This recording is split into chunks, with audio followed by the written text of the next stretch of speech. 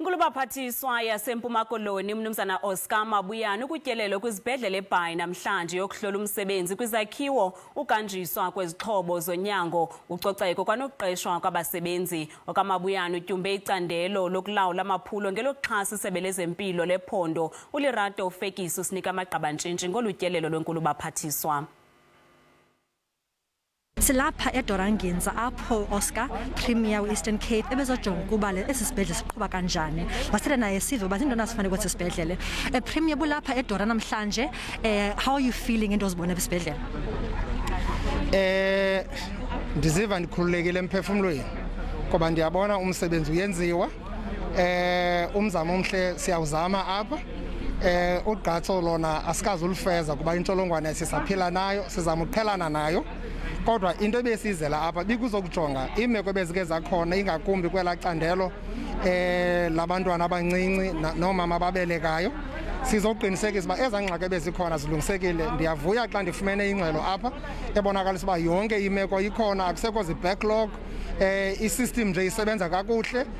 Kwane-cases zabantu abachaphazelekayo zisezantsi kakhulu kwaye asinabantwana sibaluzileyo ngenxa yokuchaphazeleka kwimeko ye-COVID. Into esiyifunayo ii-CEOs ezibhedlele makazimanage izibhedlele ngendlela erayithi.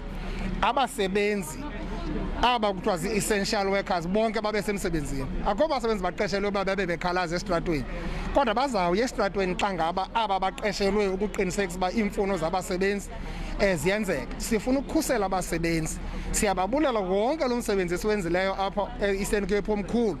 Namhlanje siphaa ku-79,000 yabantu abachaphazelekileyo, kodwa u-71,000 wabo bantu uphilile. And uphila ngento yokokuba sinamanesi, sinoomongikazi, sinoogqirha, kuba wonke umntu okuthiwa u-COVID-19 positive ubonwa yisystem karhulumente akaziboni. So laa msebenzi wenziwayo ngabantu abaskrinayo, ngabantu abatestayo. We've got about 1,400 of people who are chasing all people around, tracing contacts, betesta abantu. Lo msebenzi ayingomsebenzi abantu abalali. Siyayazi intsholongwane isidalela ingxaki ezininzi, isidalela uloyiko, umbathalala, indlela abantu abenza ngayo izinto.